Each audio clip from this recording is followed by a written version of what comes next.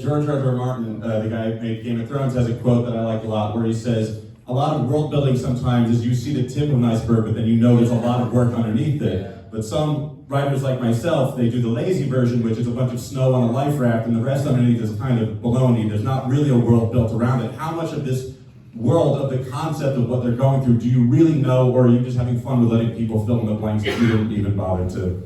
Right. It's a really good question, and it's a really good challenge. It was a really great challenge for Neal and I, because we knew, look, this is a dystopian society. It's a little bit further in the future, probably, than where we're at in terms of AI, in terms of communication.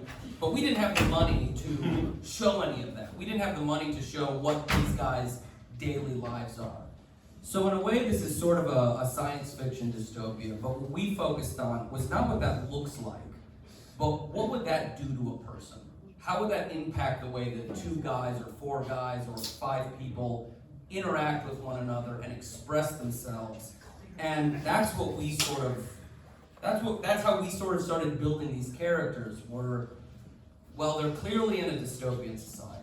There's clearly been something where people are no longer communicating in the way that they once were. And what does that look like now that they're all stuck together? Yeah.